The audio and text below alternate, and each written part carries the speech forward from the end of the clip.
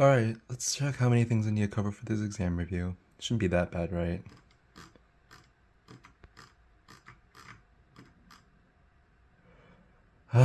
well, Contrary to the intro, I'm actually really excited to do this. Fun fact, I got the highest score in this class for this exam, and if I flex this over and over during the review, I'm sorry in advance. But this is one of my proudest academic moments, so we'll see how humble I am while recording. Just because I did so well doesn't mean this material is easy. In fact, it's probably the hardest set of material overall in this course. Because of this, I prepared this hopefully funny and informative video for you guys. So without further ado, let's start reviewing. If you're pursuing a computer science related degree or already in one, which, well, I don't know what you're doing here if you aren't, then you should know how important algorithms are. For this video, I'm going to split algorithms into three categories: general, search, and greedy algorithms. General algorithms are made to do one thing: solve a problem, whether it be concatenating howdy to every string in a list of strings and integers, finding the largest element in a list of integers, and returning the center coordinate of x and y given 4 points containing their own x and y values. These algorithms are made to solve general problems, hence their name, general algorithms. Let's solve one of these problems, shall we? Now there are few rules to remember when doing these problems, and the recurrence algorithms in a few chapters. Use pseudocode. You can use C++, Python, or any other coding language if you want to make it hard on yourself, and maybe your graders if you use an obscure language. But the easiest way to get the message across in a fast and simple manner is by using pseudocode. Use helper functions given by your instructors. Zora and I will provide helper functions that will allow you to solve the problem, like is, null, rest, value, etc. Make sure to pay attention to all of those that we give you, because if we put them there, it's most likely important. 3. Start your code by thinking of the base case. This is the most important for recursive algorithms, which we'll see in a bit, but even these normal algorithms, it's extremely important that you think of what will happen in the easiest case. Now we'll go to an example. For this first example, we're going to be making an int doubler that multiplies every int in our list of strings and ints by 2. First, we will think of the base case. The base case will be whenever the list has 0 values. Well, in this case, we don't really have to worry about that, but in other cases we will, but just trust me on this one. The next thing we'll do is make the actual implementation. Well, I'm first going to make a for loop that and start by creating an iterator, which will be I equals 0. You don't really have to do this. You can do it inside your for loop or whatever, but I'm just doing this to keep it as simple as possible and remain in that pseudocode realm. Next, I'm going to make a for loop that goes from I, which would be 0, to size of the values, which is our list. And then I'll also, the thing that plus I, which iterates through it. Of course, in the for loop, I can also just put plus I down here, or I equals, or plus equals 1. And that'll probably be the best way to show pseudocode, but honestly, I can understand what you're writing if you're writing this, and I'm grading it.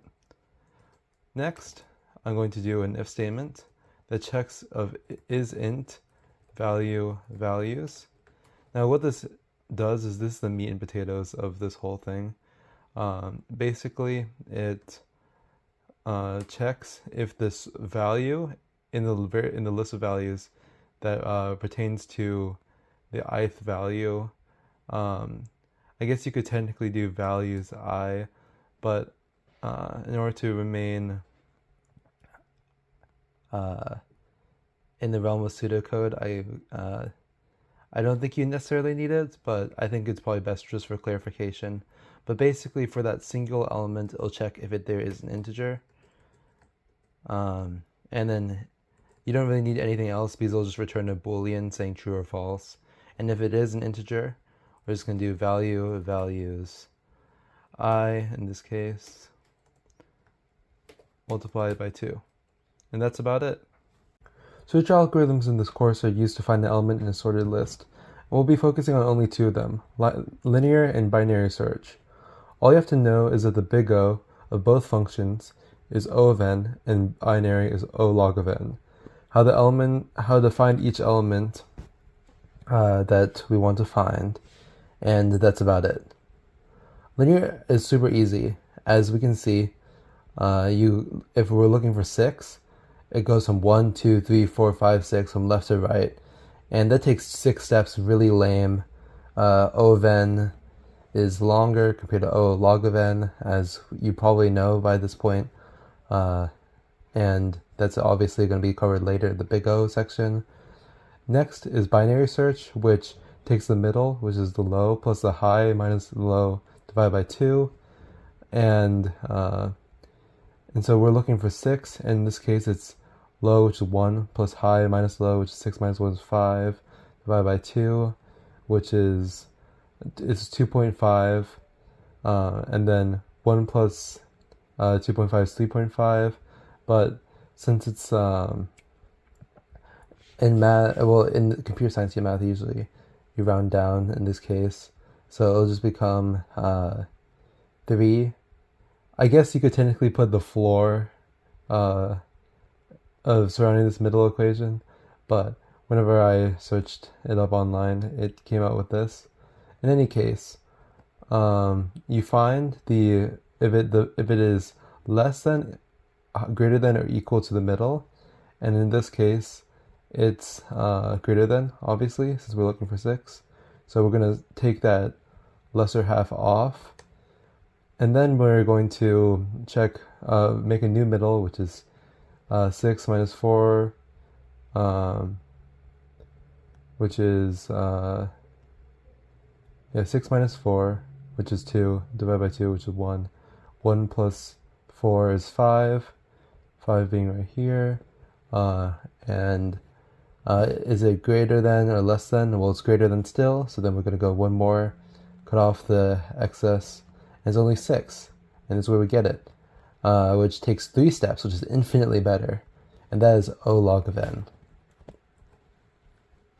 Greedy algorithms are actually a pretty genius algorithm that works really well with coins, commonly known as a cashier's algorithm.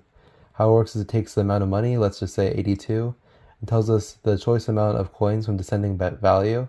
That's just enough to not go over the value itself. In order to follow the cashier's algorithm, we'll first see how many quarters it can take, just under 82 without going over it. 75 is right under 82 and doesn't go over it, so that's 3 quarters. Then dimes, there can't be any dimes in the specific one, because if you do 75 plus 10, it's 85, that's above 82. Next, we'll take 1 nickel, because that will equate to 80 in the case if you add up 75 plus 3, not plus 3, plus 5. And then the final one is we're left with 2 more coins, which we'll use as pennies. This will be 2 pennies. Now this works unless there's a new irregular coin that in this case it fails. An example of this is 51. With a greedy algorithm, it's 1 times 27 plus 2 times 10 plus 4 times 1, which is 7 coins, which is bad. And without the greedy algorithm, it's just 2 times 25 plus 1 times 1, which is 3 coins, and that's good. Alright, hello everyone. I'm going to be sharing this screen and doing everything basically through Zoom for the rest of this video, just because it's more convenient for me. But don't worry, the quality of the video won't go down or anything like that, at least hopefully not. Anyways, let's get started. I consider Big O to be the backbone of computer science, since in my opinion it's a reason why computer science is such a sought out after profession. If computer scientists only had to solve problems without having to worry about time complexity, there would be flying cars and galaxy-wide travel by now. Unfortunately, problem-solving computer science doesn't work that way. I could make an algorithm that solves the meaning of life, But if it takes longer than the universe's lifespan to compute, it's a useless algorithm. That's why we need big O to define the efficiency of our problem-solving algorithms so we can improve it and get a Turing Award. This topic is known to be one of the harder ones to grasp. So there will be three types of questions that you'll be asked regarding big O. Identifying C and K such that f of x is absolute value is less than or equal to C of g of x is absolute value. Finding and comparing big O in equations, and finding and comparing big O in code. Now, this is going to be the easy part, I guess, of Zoom, is that I can just share contents. We're going to do a few examples, basically to help I'll just make everything more clear. And this is going to be throughout the video, of course. So the first example is super easy. G of x will be given, um, oh, sorry, f of x will be given in a problem through this big O, which in this case, well, actually, no. Never mind. G of x, there we go. G of x will be given in this kind of problem, which is g of x equals x cubed in this case. And so what we're trying to do is we're basically trying to find a c that makes this side x3 c greater than or equal to the side given, which is x cubed plus 42. In this case, um, we also need to find a k as well. So for this, k will be 1, since the equation will eventually become big O of x cubed when x is 1 or greater. Now for the slightly tricky part, I'll attach the big O, which in this case is x cubed, to every part in the left equation that already doesn't have x cubed. So in this case, it'll be x cubed plus 42 cubed. That's going to equal to x3. And then since C will allow g of x to be greater than or equal to f of x, we need C to actually be 43 because whenever and since we made k 1, which would be x, so x is be greater than k.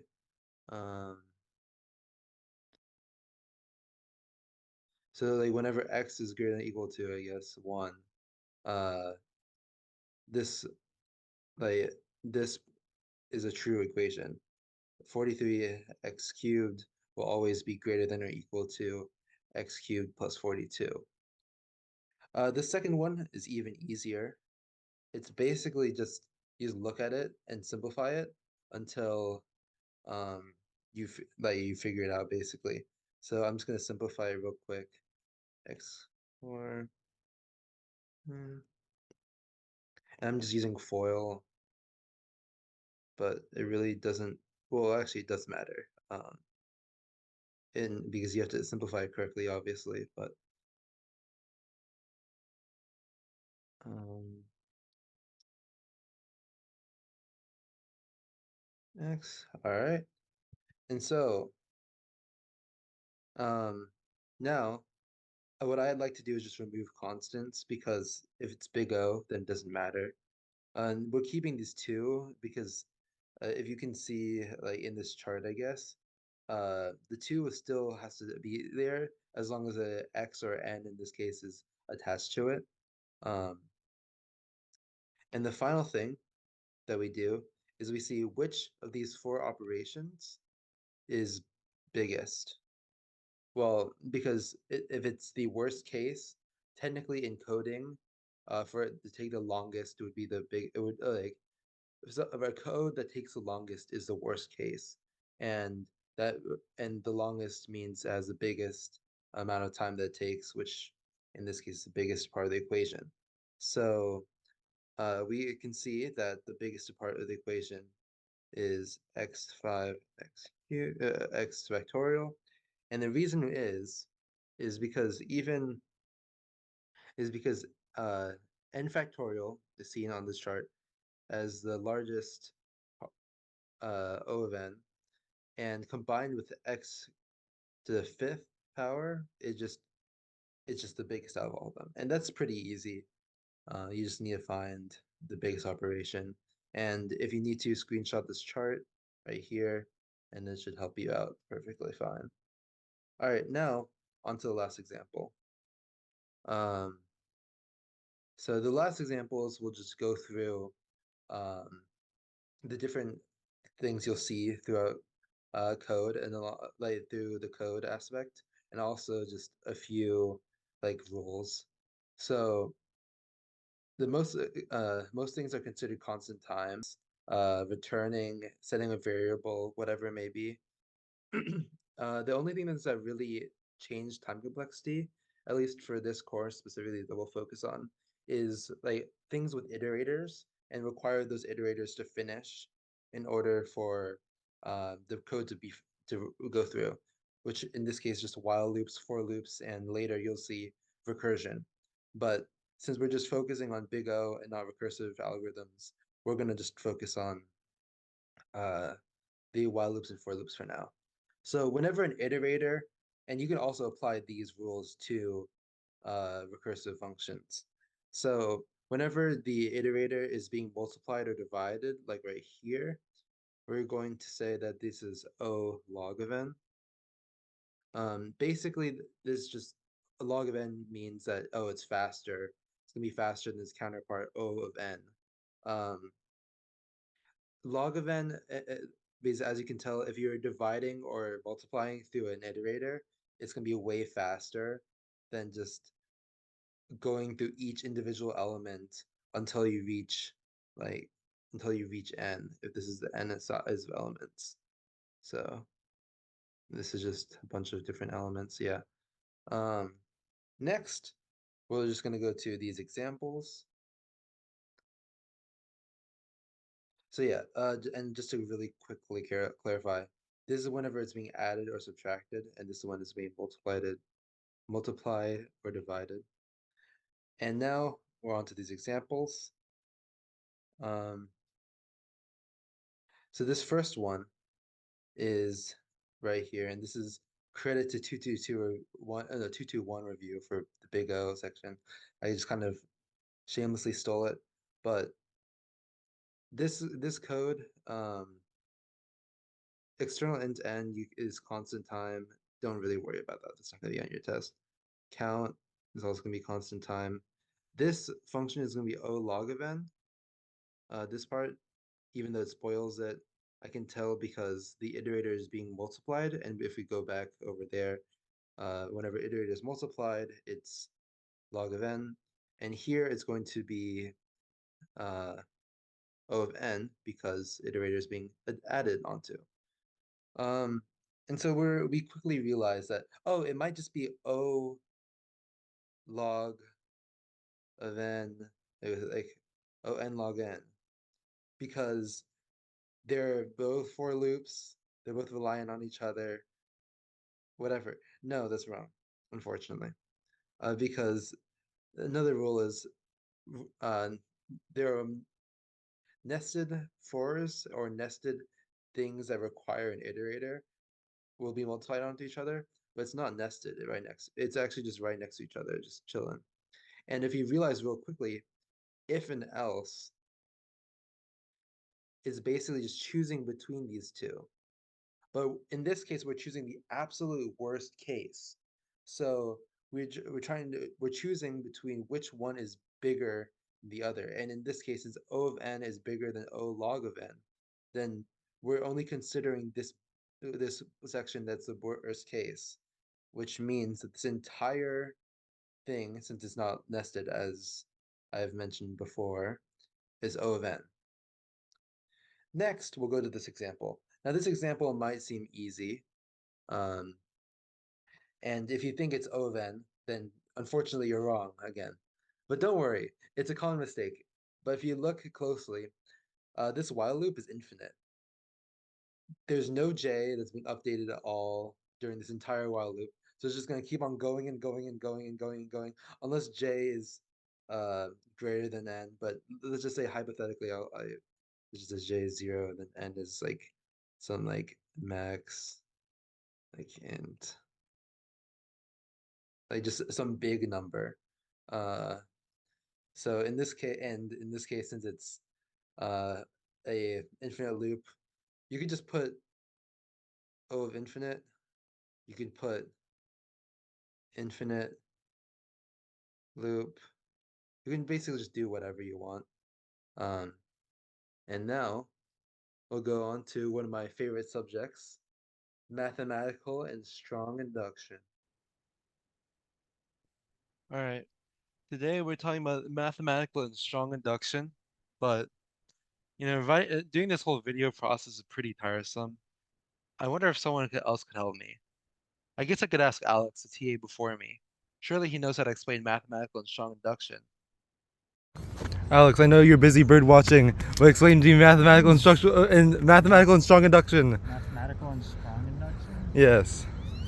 Honestly, I can't remember. What? You're the last TA. You have to know. I don't have to know, you know. Or you spook the bird. I did speak the word. Well, that didn't help at all. I guess I gotta do it all myself. Mathematical and strong induction both take 3 steps to solve, and are pretty simple once you do it a few times. First, let's go to the base case. In both mathematical and strong induction problems, you need a base case. Now, that can be one thing or many things. Whatever you do, make sure the base case makes sense in proving what you need. Then we'll do the inductive hypothesis. If you get this wrong on the test after watching this review video, then Zoran and I have failed you. It's literally what you're proving, word for word. It's in the question, usually right after the first couple of words. That's it. Also, the only difference between mathematical and strong induction is that during the inductive hypothesis, the proof is proven for P of n for mathematical induction, while for strong induction is proven for P of 1 through P of n. Now, this doesn't really matter necessarily as as the types of problems that you'll be given where you have to solve for mathematical and strong induction will be adjusted to account for this, but it's still an important fact to know. And finally, the hard part, parentheses, is the inductive step, which you prove that P of n, or P of 1 through n, implies P of n plus 1. This basically means that the proof that you already did previously implies for the proof of n plus 1. And this is different for many problems, which is why I'll be doing one mathematical and one strong induction for you guys today.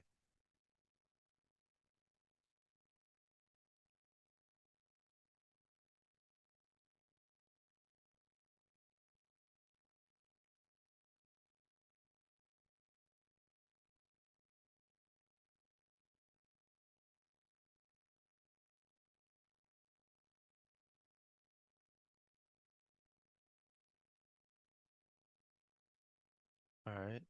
So let's see.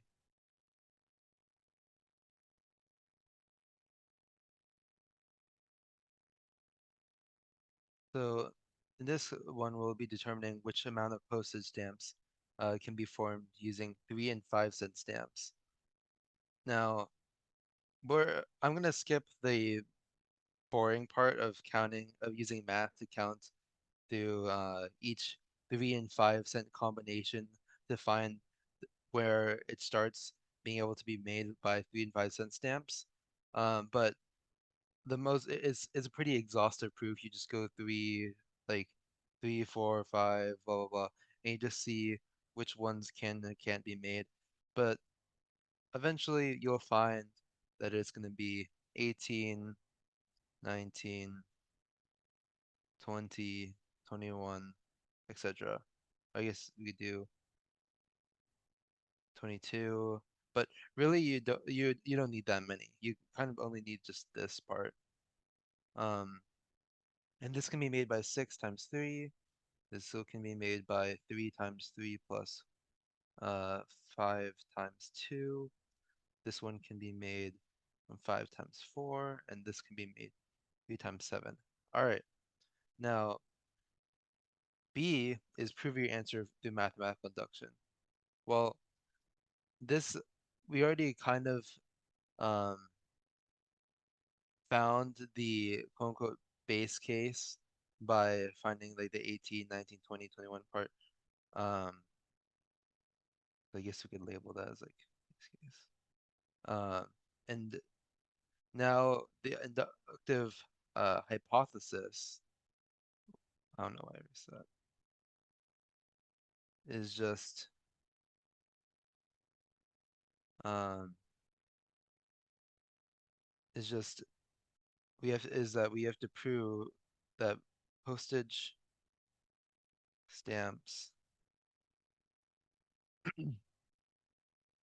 uh of n size or n amount can be made using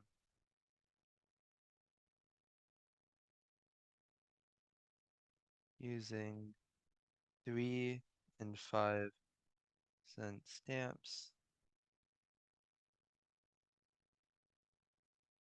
starting at 18 or 18 cents. All right. And then the inductive step for mathematical will be proving that we can basically use the patterns that we use to find these base cases um, to like with p of n1. So um, so let's just take p of 19. Actually, let's do p of let's see. Yeah, let's do p of 19. So p of 19 takes 3 times 3, so 3 3-cent stamps and 2 5-cent stamps. So going from p19 to p20, we can say that we can exchange um, 3 3-cent stamps and well,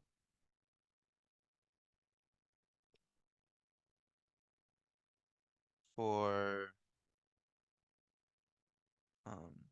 2 5-cent stamps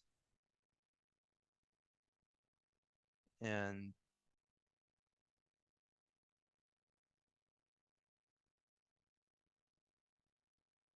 similarly,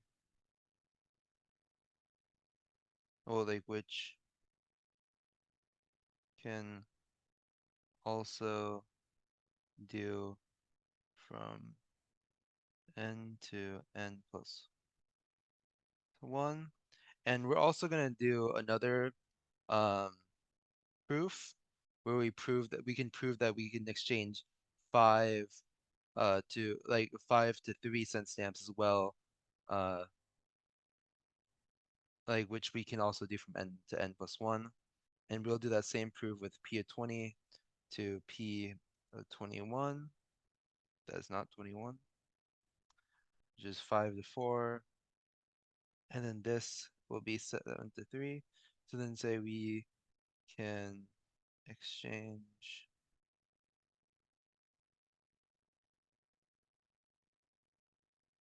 5, oh no, 4 5-cent stamps for 7 3-cent stamps, which we can also do from n to n1. And that's basically the problem. So as you see, I did the base case, which I did as many as I needed. And if you do the strong induction part of this problem, you kind of only need this chunk that I already highlighted right here. Um, there's a really similar one in your homework, and I would recommend looking at that if you need further clarification. And if you need even further clarification, Zoran and I can help you. Then I did the inductive hypothesis, which I basically just restated it, the problem. I kind of didn't word it that great, so it's not the best way to restate it, but um, Oh, like it's not as clear cut, but you can figure it out. It's not hard. And inductive step, I basically prove that you can exchange certain 3-cent stamps for 5-cent stamps and vice versa, uh, which you can also do from n to n+1 and then continue down that trend. The next thing that we're going to cover is the jigsaw puzzle. Now, I really like this problem. It's pretty easy once you get the hang of it, and it's kind of cool. So for the base case,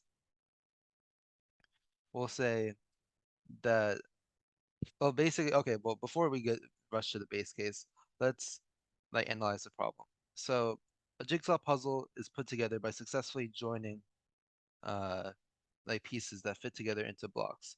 A move is made each time a piece is added to a block, or when two blocks are joined.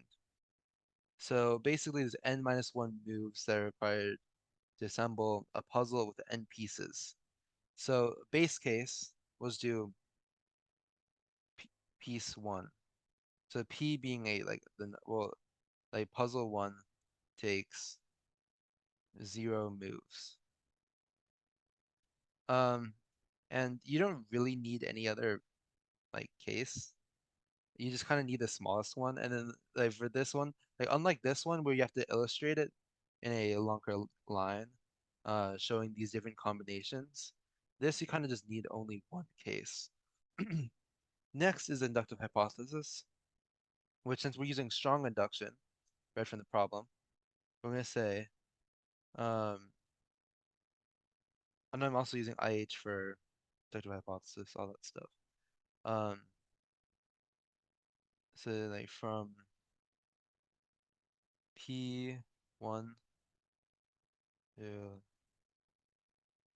I guess to P of n, uh, P of n, uh,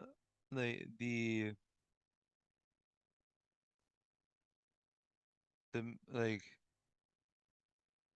n pieces, like, well, we can just put like a puzzle with exactly n-1 moves. The n-1 moves can be assembled with n pieces. Uh, and as you can see, I basically just reworded this very slightly. You could probably even just say from P1 to Pn, exactly n-1 moves are required to assemble a puzzle with n pieces. Yeah, I don't know why I reworded that. You could literally just put this part right here, and it'll probably be better, honestly. But yeah, that's really all you have to do with the inductive hypothesis. It's not as hard as it seems at all. And if Zoran and I haven't drilled that down, then well, we failed. The final part is we're gonna make a case for um well, we're gonna make a case to show that that that P of 1 to P of n implies P of n+1. Now that can be done by using a thing called IJ pieces. So how we're gonna do that is um I if to assume like assuming n+1 pieces, uh like we're gonna assume that it's created using I plus j pieces. So it is like infinite amount, or not infinite, but n+1 technically amount of puzzle pieces. Um, then it has to be created by a certain I and j amount of pieces in order to build up to be n like n plus 1. Like for instance, if n is like 1, then it has to be made of I and j pieces, which is probably just 1 plus 1, which like so basically there's two sides that culminate to make this amount of pieces. And uh and so what we're gonna do is we're gonna show that um, n plus 1 pieces takes n amount of moves by transforming this equation to fit the amount of moves that each of these individual parts that are less than n plus 1 take. So I will take I minus 1 moves, and j will take j minus 1 moves. Because, and this is proven through our inductive hypothesis, which is from P1 to Pn, a puzzle with exactly n minus 1 moves can be assembled with n pieces, because if I and j, because both I and j are less than n plus 1, so which is from 1 through n. Anyways, so we're going to insert this into our equation. Oh, our equation. And you may realize, why did I add this plus 1? Well, another thing I need to mention is that in order to so these I and J's are broken apart. So in order to add them back together, it will be an additional move um, to add these two pieces back together, basically, um, in order to make n plus 1. And then, of course, n plus 1 pieces will take n moves. That's what we're trying to prove. So that's going to be n plus 1 minus 1. Um, so this will become n. And then this part will simplify to I plus j minus 1. And then if you move this minus 1 over, we get back to our original proof that n plus 1, uh, that I plus j equals n plus 1, or I plus j minus 1 steps, like 1 moves, equals n moves. Which means that uh, and I plus j being some n elements. So so as we mentioned earlier, if actually I'm pretty sure this bottom part doesn't matter, so just ignore that. But if I and j equate to some n, uh, like some some n plus 1, uh, if n plus so n plus 1. If I and j compute to some n plus 1, then the n plus 1 minus 1 uh, will equal n moves. And so that basically proves it. Uh, like proves strong induction. And that's all you have to do really for this problem. And this is my second time recording this. I feel like the first time wasn't fully good. And another thing I'm going to do is just show this entire proof. And so you can look at it. And yeah. The next one is recursively defined functions. Functions and structural induction. So recursive defined functions are super easy for the most part. In fact, I'll make a piece of fancy like recursive pseudocode right now to explain it to you. So this is the fancy recursive code, which is if equation equals recursive.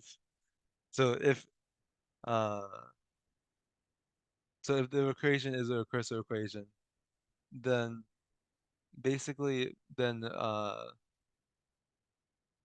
take a list of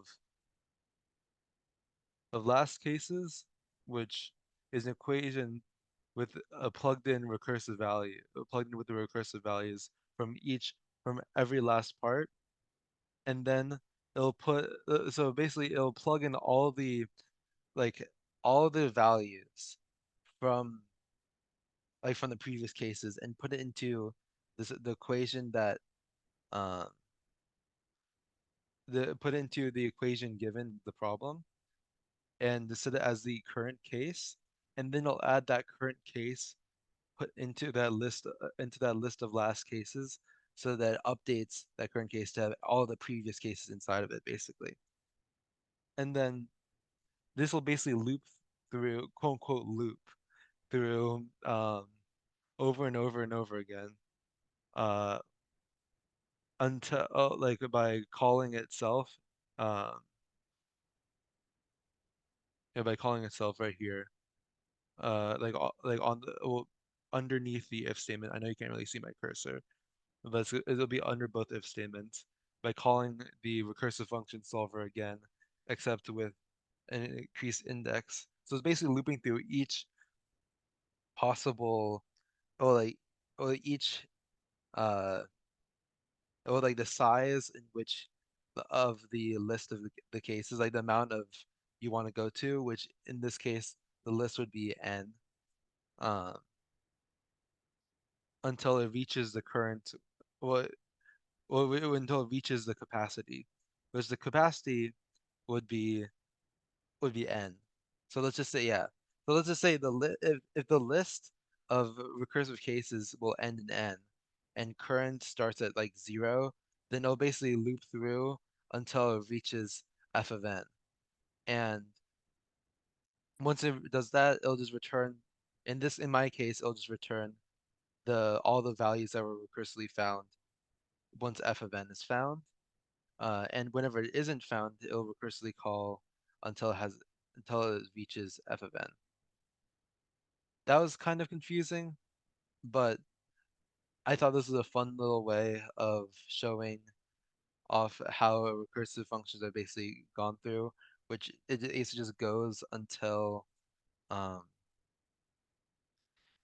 it basically goes until the like f of n is reached. And now we'll apply this same formula to a practice problem. And we need to find f of 4 using these base cases and this equation. So see, this is almost like so these are initial conditions. And so basically we're just plugging them in to find the next things. So we already have f of 1 and f of 0. Well, let's try to find f of 2. So f of 2 relies on f of 1 and f of 0 to solve. So 3 plus n minus 1, which if we consider n in this case is 1, 1 plus 1 is 2, obviously. And then 3, and then f of n minus 1. So if n minus 1 would be 0, so that would be 1 right here. And then this would be multiplied by, I guess it would be dot, by f of n, which if we considered n as 1, then it would be 2, which of course becomes 5. And then we kind of just loop through and do the same exact thing. So in this case, n would be 2, it'd be we solving for f of 3, which is 3 plus 2 this time, because if it's 2 minus 1. Oh no, 3, yeah, the 2 minus 1, which is 1 itself, times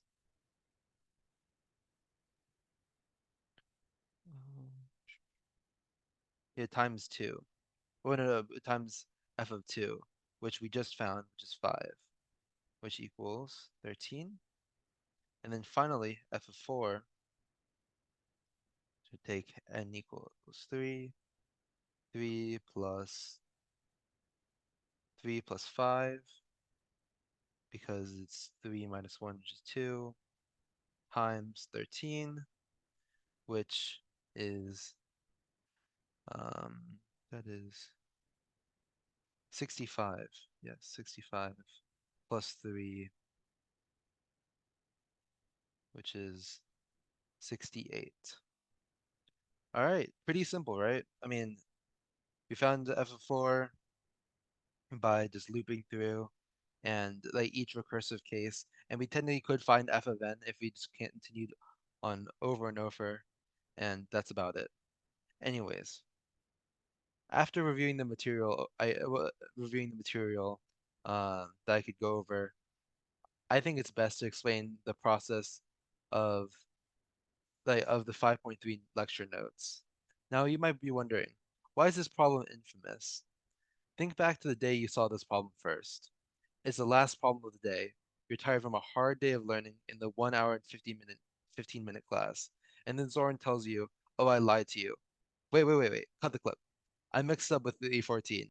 And then the screen switches, and there's a horror movie screen.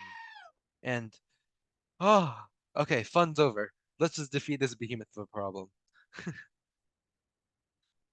So we're basically using a binary tree, which if you learned in well, you did learn it in 5.3. It's just a thing where the roots, or like where this is the head node, the very top, and then these are the leaves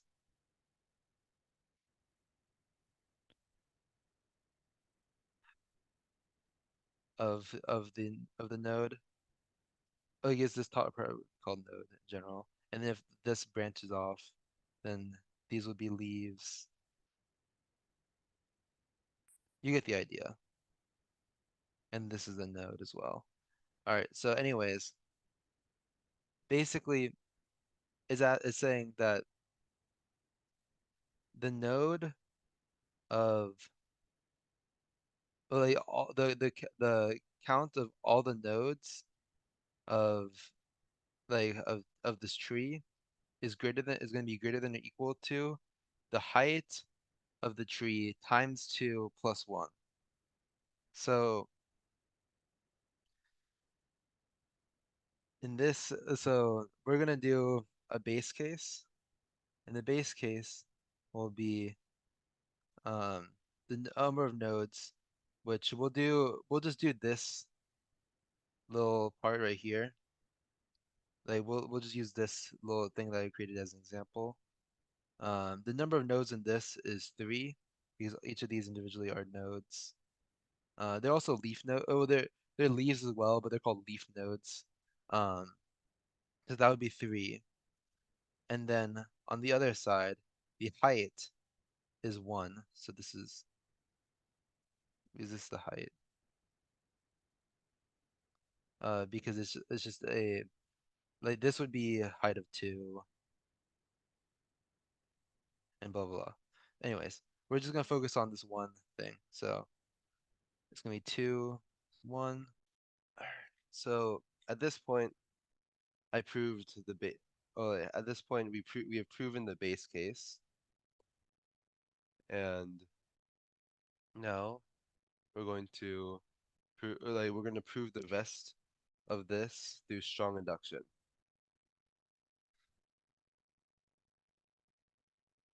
And this pink drawing that I made right here is just a way of me showing like a hypothetical like binary tree of going all the way down, basically. Obviously, it's going to go even further down if we're proving n and n plus 1, but in this case, remember for induction, this base case and the inductive hypothesis, which is this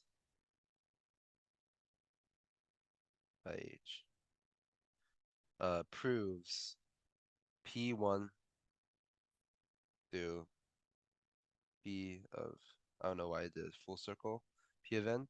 So now we're trying to say that this proof implies P of n plus 1.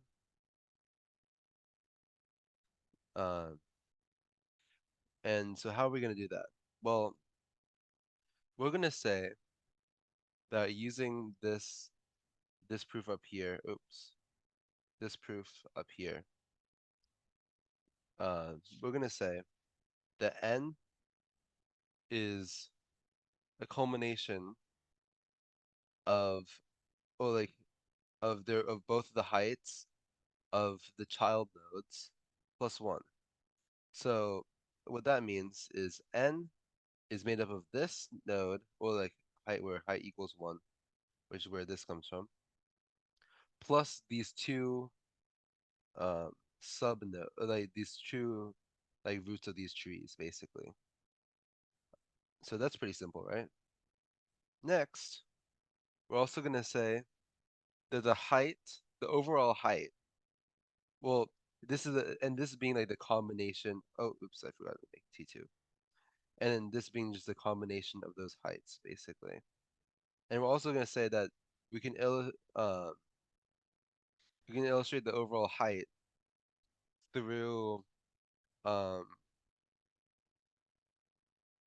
by finding the max of height of the height of T1 and the height of T2 plus 1. Basically, and it's basically gonna be the same way that I mentioned like the previous ones. Like for instance, if we're trying to get the height of this, so you get this height plus the heights of these two, basically, or the max of those two. Because that's just how binary trees work. They don't really care about like, you're not adding all these heights together with all of these heights together. It's basically just the one that's the farthest down is the height. Um, and so we can also say that height T1 is going to be less than or equal to, uh, or no, it would be greater than or equal to uh, the height of T1 multiplied by 2 plus 1. Now, the reason why we say this is number one, because of this proof right here. Um, because if we're proving n plus 1, uh, the subtrees are going to be of n nodes, right? If this is n plus 1. So we can safely prove, like, we can safely assume that these that these heights will follow the same proof as the thing above right here. So we're gonna do the same thing. I'm just gonna copy it. Oops. Oh, I'm gonna do the same thing. The notability is really fancy and nice. I love it. Except we're gonna say T2 because we can say that this applies for both these smaller heights. Anyways, so now let's combine this all together. So the height of T2 be greater than or equal to 2, well, basically this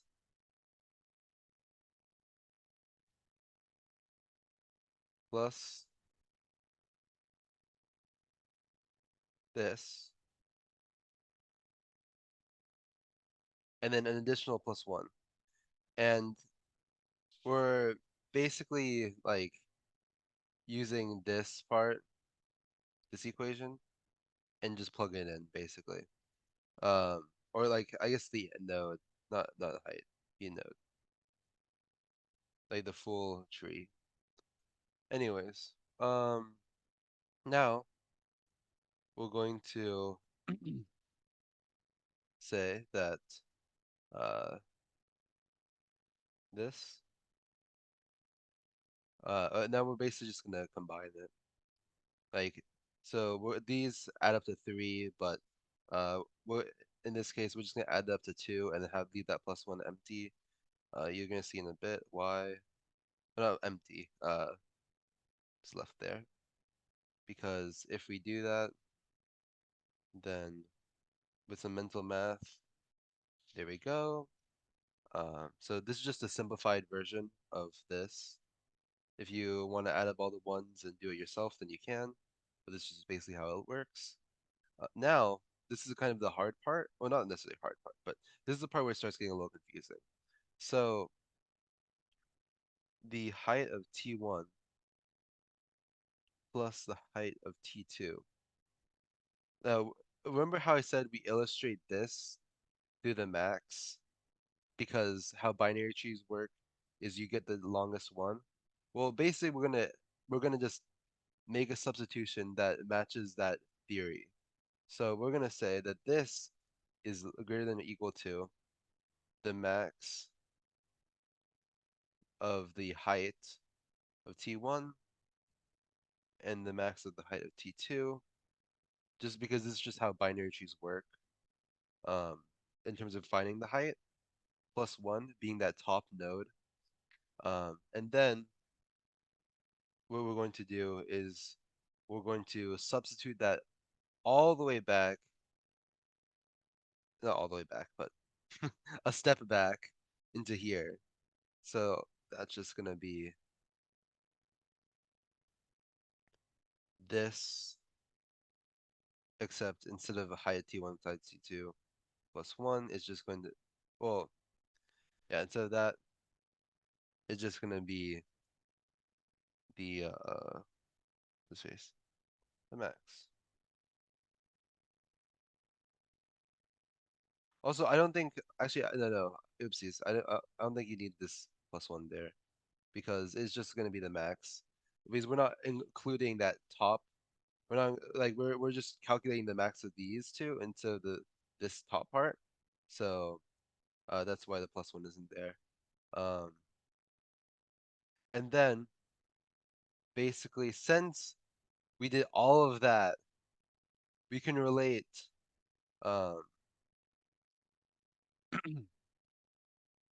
actually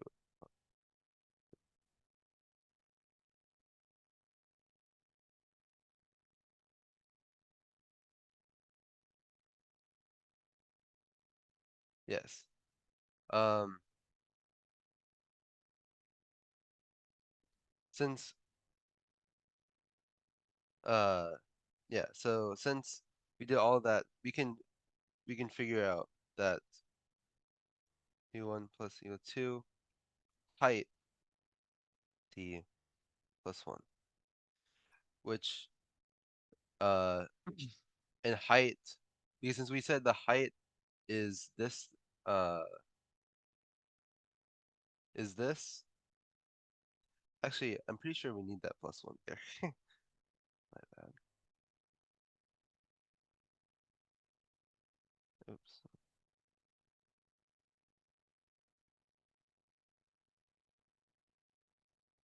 Yeah, and the reason being is I yeah, basically scratch the part that I mentioned earlier about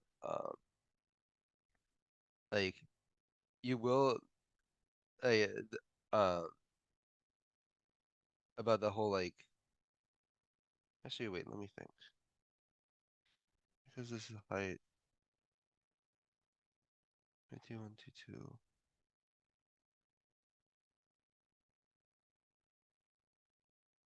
max 2.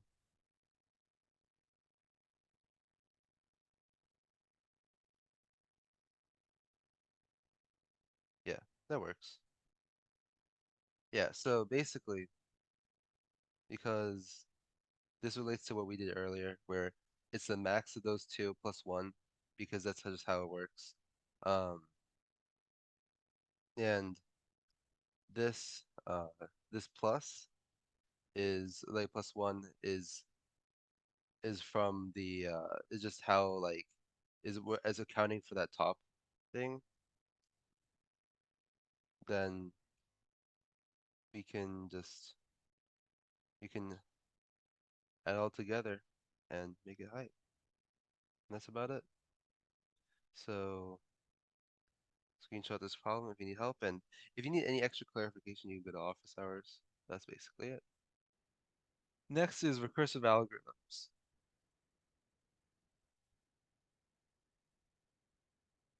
So recursive algorithms are super easy, and Zorn taught you well because I would know since I was there actually.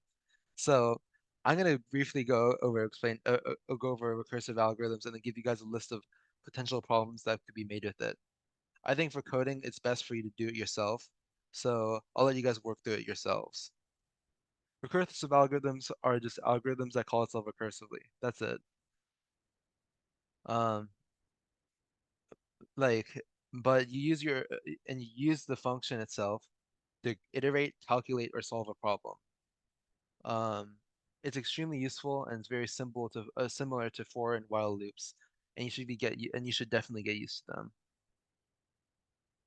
Now here are the practice problems. You can screenshot them if you want to prep them out, and you can make sure to use any helper functions for your pseudocode that works best for your functions.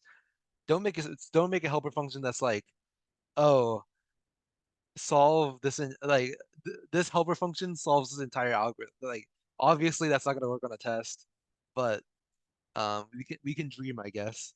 But these are the three. Um, the first one's super easy in my opinion. Second was also super easy. Actually, they're all pretty easy, but I think this is around the level that you could want to expect for a potential test question or quiz question, at least revolving around like number-based things. So yeah, that's about it. Now we're gonna get on to counting. Uh, Counting is a subject, in my opinion, that is deceptively difficult at times. Not necessarily because the concept is hard, but it's definitely something you can be overconfident about, and then mess up easily if you're not paying attention. The best advice I could give is to do practice problems and really understand why you use certain rules over others. Speaking of rules, there's 4 of them for counting. Oh, well, this side, yeah. All right. So there's product rule, and that's used whenever each choice is independent from each other and can be mixed and matched between each other individually. The best way for me to visualize this is a chart or a map. Let's say you're a painter that wants to see the best 2-color pair, including colors paired with itself. You can visualize each color pair through mapping each color onto another color until all pairs are filled, like this. Now, obviously, in a test, you won't have this much time, but in your head, just visualize it. And if you don't care about any exceptions or whatever, then that's going to be it. It's going to be 6 times 6.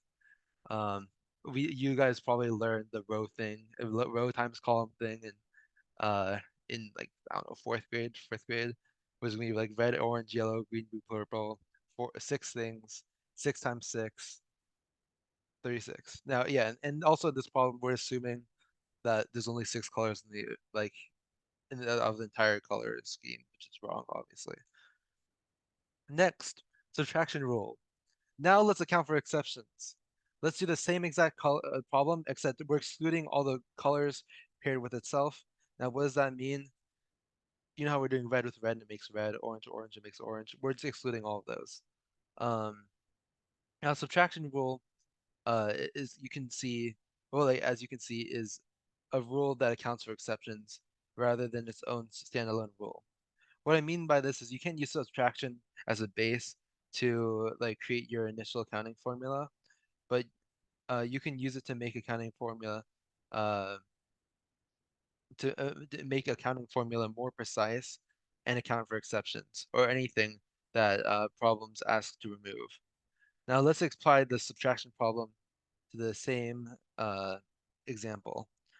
Let's with the whole like colors pairing with itself thing that I mentioned earlier.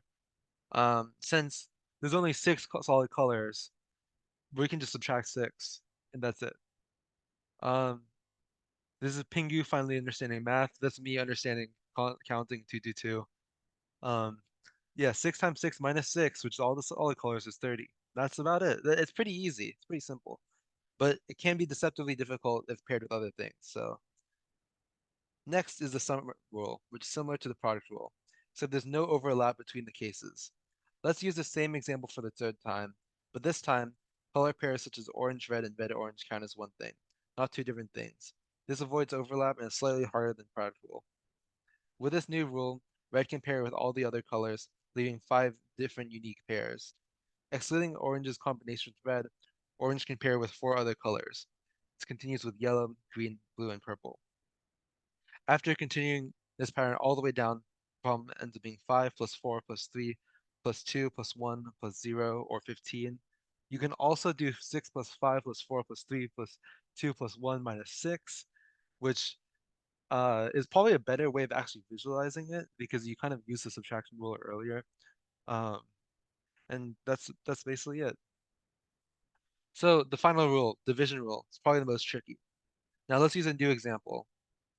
Imagine you and five other friends are sitting at a table, and you're trying to figure out the number of distinct seating arrangements.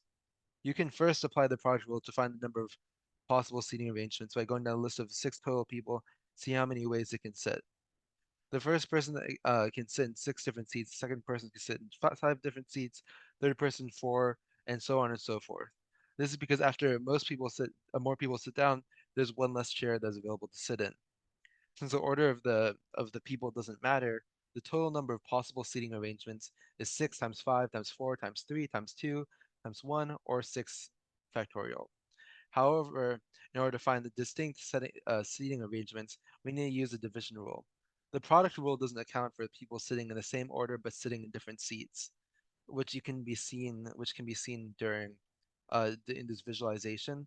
See, they're all like technically shifted down one seat, but they're sitting in the same order, so that still counts as one seating arrangement, not two. Um, and so there are 6 different ways for 6 people to sit in the same order because there's 6 different chairs. Um, but and there's oh yeah, it's in the same order but different rotations or seats around the table. So we can divide this the product rule we found by 6 to account for this, leaving it to be 6 factorial over 6, which would be 120.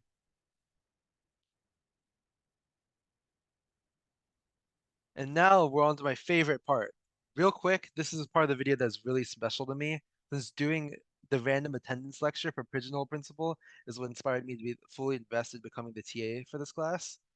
So yeah, a few days ago, I went to the Gallery of Houston, which is apparently the 7th largest mall in America, by the way, and I noticed something.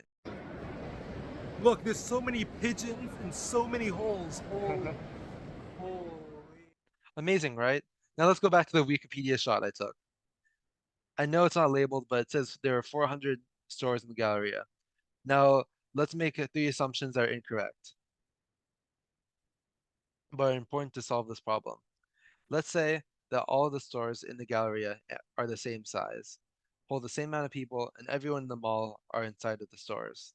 If we are tasked to find the maximum amount of people that could fit in the store, and we are given we're given the total number of people that can fit in the mall stores, then it's super easy using the pigeonhole principle. In the Gallery of Houston problem, if we're given 20,000 people uh, total with 400 stores, all we have to do is take the pigeons, which are people in this case, and put it over the pigeonholes, which are the stores. Then after taking the ceiling of the calculation, you can find that each store can fit a maximum of 50 people. You might be wondering why we're taking the ceiling of the calculation. Let's redo the problem with 20,001 people. Well, then we'll get something like 50.0025, which is confusing because even though you can't take 0.0025 of a person, they still count in the calculation. Since we can't take such a small percent of the person, we'll always round up using a ceiling. Since it's properly divided, it means a store will have to fit at least 51 people if people are evenly distributed between the stores. If you want a TLDR, the formula is ceil of n over k, with n being the amount of objects that you put in the boxes and k being the amount of boxes available. Now we'll go over to my iPad to show you guys an example.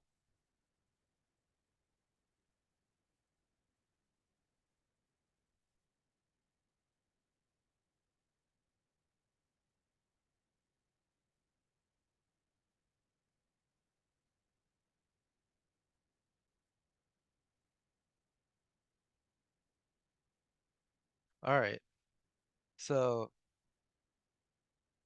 um, now I would consider this a more useful example that is super close to ones on the test. So I would take pretty good note of it.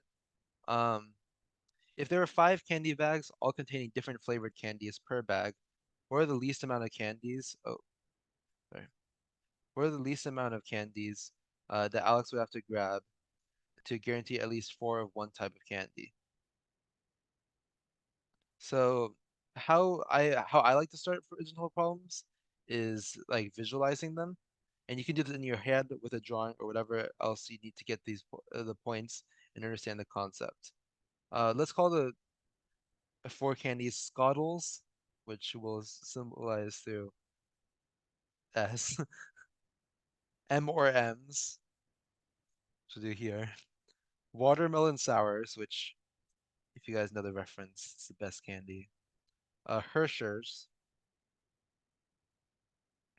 and Tricks.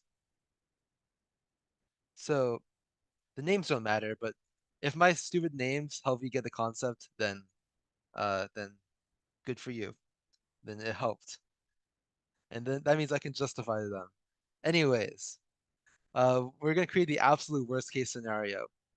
Obviously, if Alex grabbed the 4 tricks, Alex would instantly have 4 of one candy.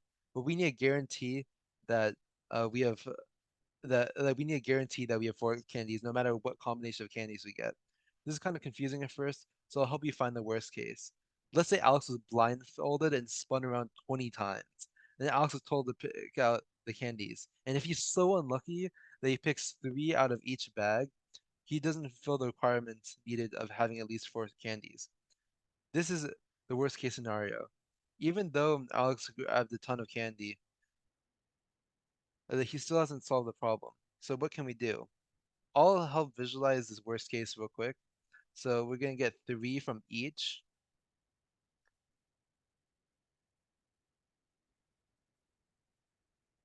Which will equal 15. And so what are we gonna do? Well, we just give him one more try. That's it. It can't be that easy, right? Well, in these 5, well, in the worst case, there are 5 quote unquote boxes and 15 objects that we just got, or pigeons. And if we plug that into the equation, we get 3, but we need 4. So we plug in one more object into the formula, which is the next step, which is just add 1. Which means that we guarantee at least one more candy. Now, this added 1 could go into any other candy, but doesn't matter because there can be no wrong choice here. Each one candy will added will equate to one at least 4 of one candy, which is what we want. And that satisfies the question. Well, and the final step is literally just adding it all together, which I already did, which is 16, and that's really all you need for the question. So in total, it takes 16 candies to guarantee at least 4 of one candy. Oh boy, here's a difficult topic. I'm going to try my absolute best to make this as easy as possible to understand, but the best way to practice this topic is by doing practice problems and understanding them fully. Especially for these practice problems, don't just try to understand how to do these individual problems, but understand each step fully so you can create a general method in solving any permutation and combination problem. The difference between permutations and combinations is that with permutations, the order of objects matter, while for combinations, the order doesn't matter. On screen right now are the formulas for each. N resembles the total number of objects, and K resembling the subsection of objects that you want to find. The difficult part for permutations and combinations problems is not filling out the formulas yourself, it's differentiating between which formulas to use and utilizing your counting rules alongside these formulas to find the correct answer. So for this permutations and combinations problem, we're gonna start by counting for there be no restrictions. Now, the problem is 100 tickets numbered basically 1 through 100 are sold to 100 different people for a drawing. 4 different prizes are awarded, including a grand prize. So if there's no restrictions, let's just do the problem at face value. So there's 100. So out of 100 people, one person can get a grand prize, right? And then The rest we have to use a combination, the combination formula, which can also be resembled as something choosing something, because order doesn't really matter here. No matter what, um, yeah. So no matter what, like the, give me a second.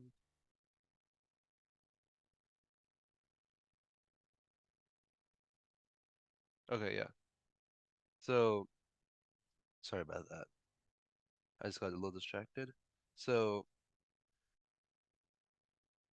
so yeah, uh, because order doesn't matter, and the in different, so like let's say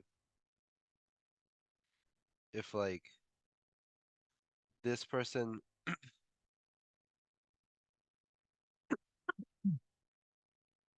if this person wins like the second prize, person wins the third prize, person wins the fourth prize. If this person wins the fourth prize, this person wins the third prize, it's still like it still counts basically. Uh, like we're still gonna count it as a combination, as like a different arrangement, I guess. So how are we gonna do that? Well, there's 99 rest of the slots because that 100th slot was taken to be the grand prize of whoever else gets it, and there's 3 people that are awarded different prizes, so it'll just be 99 chooses 3. Um, next, a person holding the ticket 47 wins a grand prize. Well, this one, I'm pretty sure it is just uh, 99 chooses 3. Because if 47 will always win the grand prize, there's no 100 here to like determine 100 ways that anyone else gets a grand prize. If 47th always win the grand prize, he's always locked in. So all we just need to do is account for the other 99 people. And that's what we already did through our previous example. C, the person holding ticket 47 wins one of the prizes. So so now we have to account for all the times that 47 wins a grand prize and all the times that he wins any other prize, basically. So, well, we already did that. Oh, oops. So we already did that first part through here. So this is when he wins a grand prize. But we also need to account for, and this plus using counting, because it's these things are independent of each other. So, uh, so using so this is from 6.1. And so since these 2 scenarios are independent of each other, we're using sum rule instead of product rule. But anyways, um, now we have to count for if he wins just one of the other prizes and not the grand prize. So so let's say he doesn't win the grand prize. So that means 99 other people can get the grand prize. Similar to the 100 we did up there. Uh, that's just how it works. And then the next 98 choose 2. Now, the reason why I'm doing 98 choose 2 is because if he wins one of the other prizes, then that means that means that there's only going to be 2 prizes left instead of 3 prizes. And that also means that there's going to be only 98 people to choose from versus uh versus 99 people, because there's one person with a grand prize and one person already won one of the prizes, which is 47. So that's how we account for everyone else having a shot at getting one of the other prizes.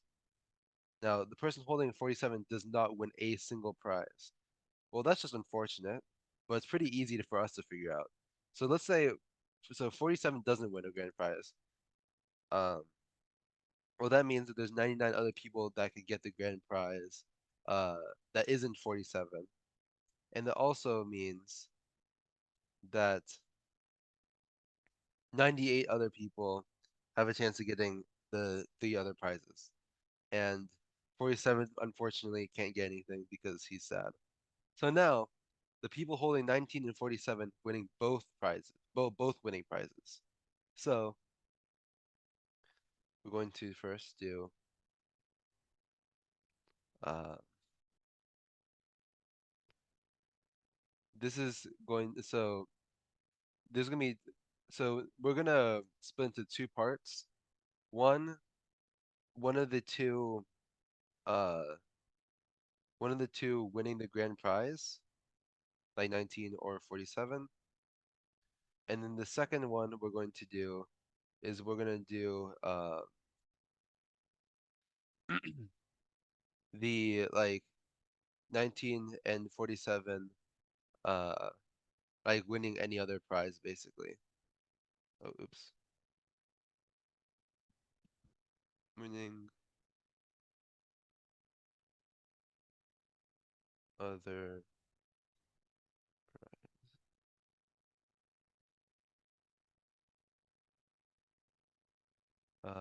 so actually wait. Let me think if my method is correct.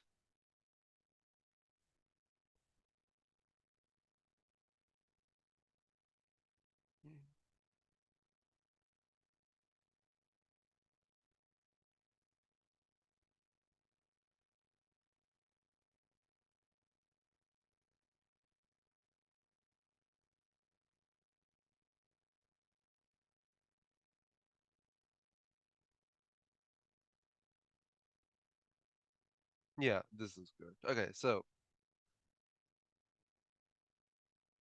either for 90, 19 or 47 winning grand prizes. That's pretty easy. It's only two. There's only two chances of either 19 or 47 winning the grand prize, which is when 19 wins one or when 47 wins one. Pretty easy. Now now uh the rest of the people, the rest of the 98 other people, will have to choose. Will have to fight for one of the other prizes because uh because there's only there's only like there's two prizes left since one of the other ones was taken basically. Now we're going to do one where they win the other prizes. So that means that uh so basically instead of having like how we did earlier with like 199 up here, so the grand prize is still available to get. And then yeah, so yeah, I'm gonna just list out a bullet points for this one. So the grand prize is obtainable, and then one of the three prizes is obtainable. So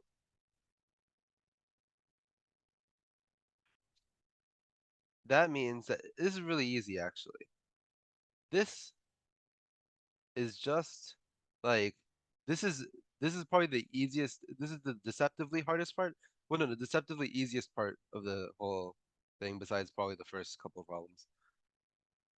If the grand prize, this basically means that there's only two prizes. Oh, and then the like, and since we don't have to worry about one of them getting the grand prize and one of them not getting the grand prize, let me just move this aside actually because there we go. So yeah, so since we only have to worry, so we don't have to worry about either of them getting the grand prize, and we can just treat them as like them just winning two prizes. All the other slots, like like all the other prizes are just determined by the rest of the people. Like one of them can win. It's only 90. It could technically be 97 choose one if you want to, but like uh, there's 98 people that choose the one grand prize left, and there's 97 other people that choose the other random prize left. And next we'll be going on to a super easy one.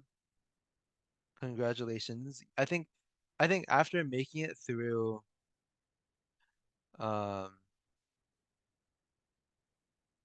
I think after making it through this permutation part, the rest of the problems are actually pretty easy. So next we'll go to binomial theorem. It's that easy? Yes, it is that easy. It's just this formula. That's it. I mean, like, I don't think you need to do any extra review. Just memorize this. Well, I need to do any extra review. Like, do book problems or class note problems if you need to. And if you still can't do these problems, I'll be happy to help. But it's really just that simple. You'll probably be given a K or an N and all that stuff, and that's all work out. Now we'll be applying recurrence relations. Um, so I would say that, so remember those recursively defined functions from super long ago? Your job for the subject is to uh, make them with the conditions given in the problem. Basically, you have to account for every possible case that could come from this problem and put it in a recurrence relation. Make sure to not overcrowd your recursively defined function, though, as some of your cases can cover your other ones. I'll go through the example with ternary strings from the notes with you. This one is uh, all right, so for all these 8.1 applying recurrence relation problems, your main goal is to find is to find each case and make sure you don't duplicate them, as I said before. So let's just and in this we're trying to find a recurrence relation that does not contain two consecutive zeros. So I guess we'll start saying this. I'm just gonna use this f of n as the recurrence relation formula. But honestly, you could just use R. You could use whatever. It doesn't really matter. As long we'll get it. So let's say that your formula or that your problem, your string has a, so assuming these x's are like are all non-consecutive. Oh no, oh yeah, do not have consecutive zeros. There's a few things that we can add to them to make them uh fine. So to continue that trend and yeah, continue that trend. So there is 0, 1 and 0, 2 because these are not consecutive zeros, and then 1 and 2. And the reason how I found them so fast is by thinking to myself, well, what's every single case possible that doesn't that doesn't jeopardize this non-consecutive 2 thing? And this could and the reason and I didn't the reason why I didn't put like this or this is because this could also easily be a 0, 1 or 0, 2 like from up here and break the whole thing. So we're not going to risk that, and we're just going to make sure that no matter what, we prevent creating a uh we prevent creating a non-consecutive two consecutive 0 um binary or ternary string, which in this case, oh, these are the consistent. This, uh, we're going to apply this case whenever f is n minus 2, either of these cases, because if this whole thing is n, then this part is n minus 2. And the same thing goes for here. And then for this, same thing. If this whole thing is, I did not leave myself enough space. If this whole thing is n, then this whole thing would be n minus 1. So, and this applies for both of these. And we're not going to make any more cases. And you might be also wondering, well, also technically also this 1, 0, like the 1, 0 case I mentioned earlier that could also jeopardize things is technically also covered in this case, because let's say this x is 0. Well, this 1, 0 is completely fine, but it's already covered. So when creating this recursive formula, so we don't actually have to worry about that at all. And so now let's just combine all this together. It's just gonna be f of n minus one plus f minus. It's gonna be all of this added together, which when simplified, which is hopefully easy because it's just adding two things together. Look at me almost messing up the simplified function formula, despite me saying it's easy, and bam, it's that simple. Now, what are the initial conditions? Oh, I forgot to put an A. Well, initial conditions are pretty simple. Uh, f of 1 is just 3. Now, the reason why is because uh, a ternary string of length 1 can only have 0, 1, or 2. Nothing more. So it's just gonna be 3, which is 0, 1, or 2. Now, f of 2 is a little harder. And by a little harder, I mean it's really easy. It's just everything that isn't this. 0, 0 is the only bad thing. So 0, 1, 1, 0, 2, 0, 0, 2, 2, 2, 1, 1, 1, 2, and 2, 1. So that's 8. That's it. Yippee. And then we can use our funky, awesome formula to find length 6, which is C. Yay. I'm not gonna I'm not gonna do it for you guys because it's kind of painful amount of math, but I mean whatever. I'm nice. I'll do it for you guys. It's just this, which equals 16 plus 2, 22. And then basically you just do that, you just fill it in.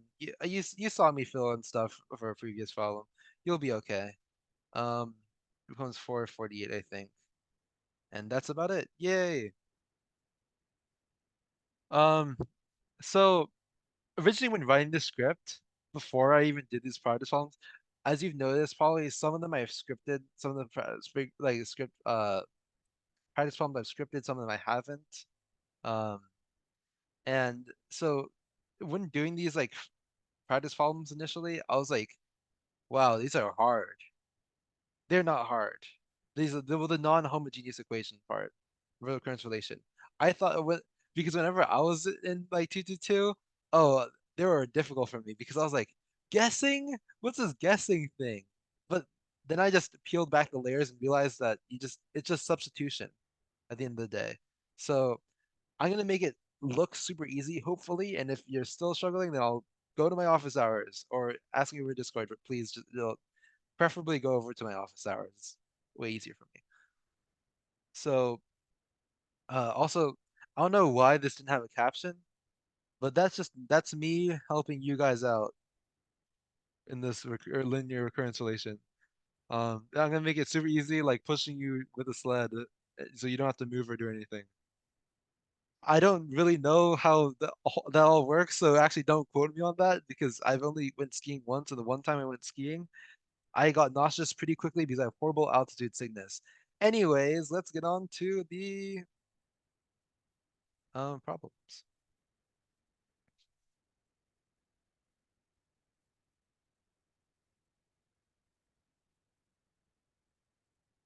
Uh,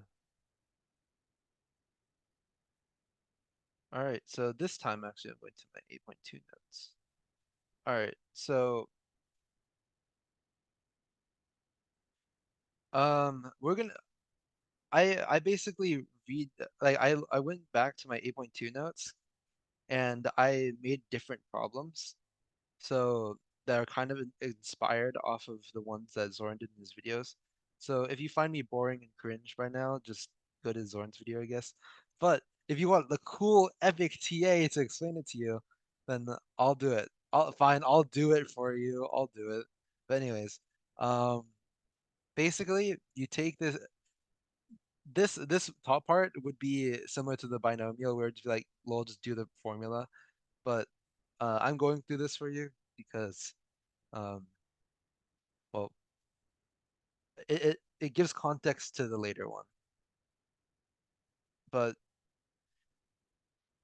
so first we create a characteristic equation which takes these C's and takes it from here and then just slaps them in here. Well, slaps them in here actually, as you can see through these arrows. And after that, we just find the roots, which in high school we use this funky thing called asterisks method. Every time I mention that to someone else that isn't from my school, which no one here, uh, they just look at me weird. So, and I know it's quadratic. Well, there's quadratic formula, but that way is lame. So, just do however you're taught in class or school, whatever. Um, and then you'll eventually find 4 and -2. So after you do that, you plug it into another formula, which is this formula, which it's basically the stuff without the 4 and -2, except there's R1 and R2 in here, which is these. So you plug these in, and now you're wondering, what the heck is D? Well, let's find D. And how we find D? It'll give us base cases. They'll always do that. So given these base cases, we plug them in. Now we don't have to do any derivatives or any funky stuff. We just plug them in twice. Well, actually, you plug them in when I forgot. This is a really important part to mention. It's whenever A is 0 and A is 1. So you actually do have to do a slight bit of funky stuff. Whenever these, you just change these ends to 1s or 0s or whatever, and it'll work out. So, um, and then after that you solve. I use substitution here just to plug this stuff in. Eventually I got these things, and then you plug it into this formula. Looks all nice and Gucci, and that's your answer. Yeah, nice. So what if a solution to characteristic equation repeats itself? Slap an N on there. We're not gonna do D. We're not gonna go up to D3, D4, all those. If I do that, then I will go on the wrong side of the bed, and if Zoran does that, he also woke up on the wrong side of the bed. I don't think we're gonna do something that harsh. So just slap an N if there's 2 repeated roots. That's about it. So right now we're going to do a linear non-homogeneous recurrence relation solution um, with this example. And so how we're going to first start out is we're going to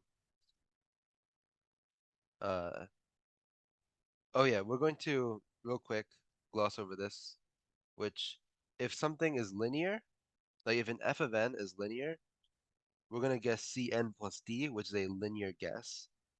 And then if something is exponential, we're going to do C7n, which is an exponential guess, basically. And because we just want to keep it in the same form.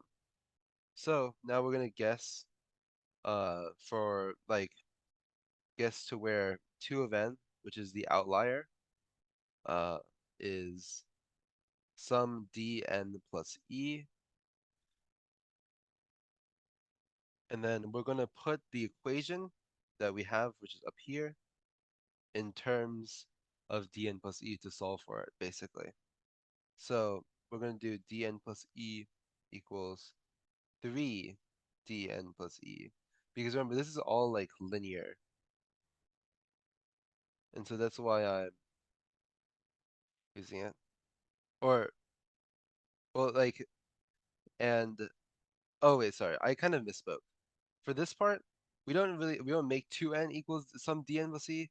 We we just utilize the guess of dn plus e to um to insert for all of these other parts, basically.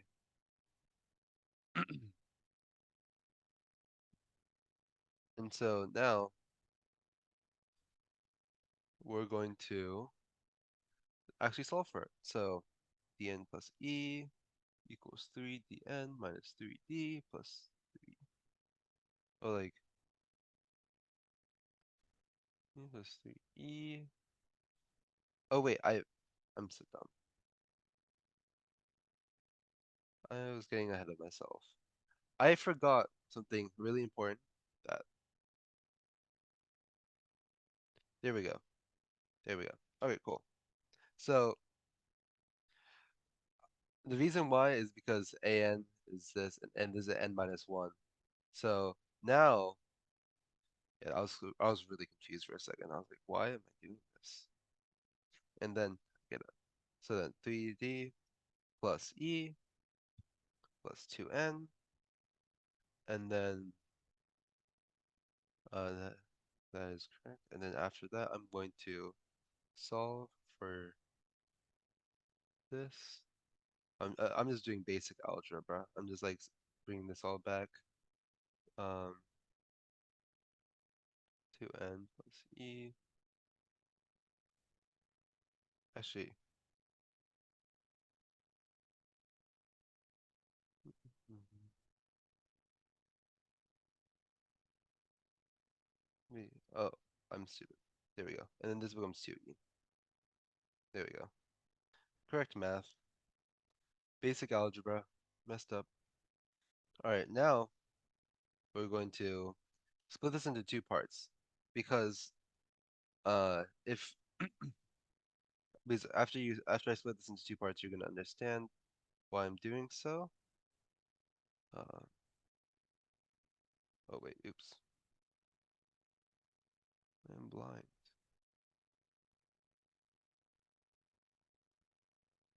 Oh wait, I'm just blind. This becomes two. I don't know what I was. Yeah, I might have accidentally erased it, but um, n2d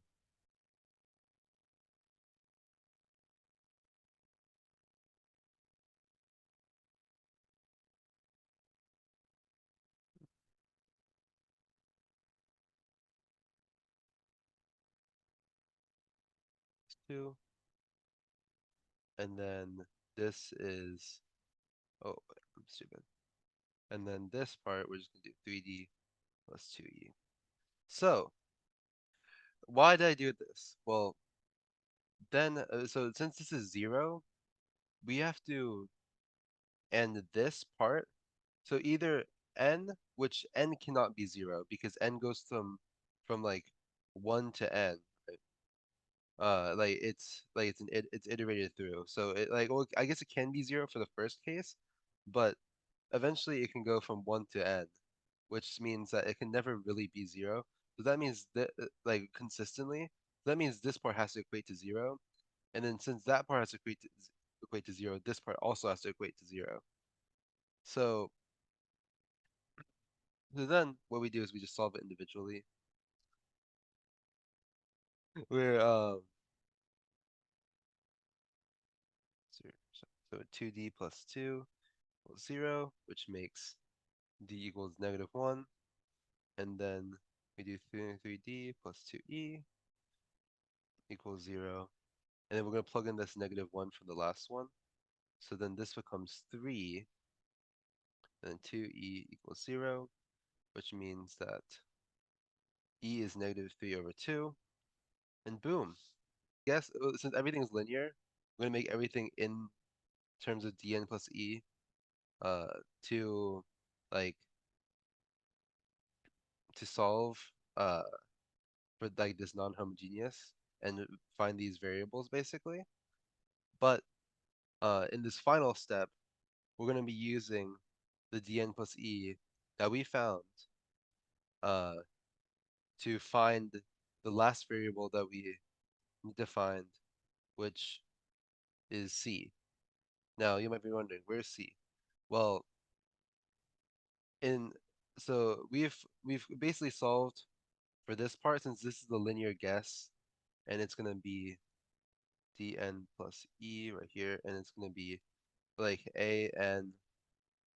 So we solve for this part of the equation. Well, like we already know that we're trying to find this equation, right? So we have a n, which is like the equation that like is what the equation we're trying to find, and we have this dn plus e part because that's the linear guess that we chose from all the way in the beginning, and from up here. But now we need to find this thing, which this thing is we're gonna be as c to the 3n, and the reason why is because it's kind of like in the form of, let me try to find the problem, or find the part. Yeah, it's kind of in the form of this, where this is our D1, quote unquote, from like problems previously, and then this 4n was from just basically like this very start of the problem, right up here, where we like with R1. So now we're gonna find this C, and how we're gonna do that is by plugging everything in. And with this A1 equals 3. So this A1 equals 3 equals equals 3, obviously. Oh yeah, this is like with A1. So A1 is 3, C is nothing because we don't know it yet. 3n, a 3 to the 1. Sorry, my pen is bugging out. Then D is -1 to the times 1 plus E, which is -3/2, and then equals 3 plus 1 plus -3, and then like you can do the math. It's gonna eventually become 11/6. And so then the final answer is going to be an 11/6, which is being our C, plus -1, n plus -3/2. Sorry if that got confusing for a little bit, but that's basically how you solve it. I just had a brain fart in the middle of it, but yeah. You can screenshot this if you want to, and that's it. Master's theorem. Master's theorem is, I don't even know if it's on your test or not, because for us last semester it wasn't, but for the one before it was. And I don't know exactly how everything's gonna be lined up. So basically it's just a simple formula. That you practice it and memorize it till you get it. I don't know why I didn't include the formula on the slides. Uh, it just, there we go. It's just that. That's it. I don't know why I didn't include it, but basically you're gonna get a something like this top part, this f of n equals a f n b plus c and d, and then you basically just create the big O based off of those conditionals, and that's it. And these are my credits. I don't know if I need these, but just in case. And that's about it. Thank you.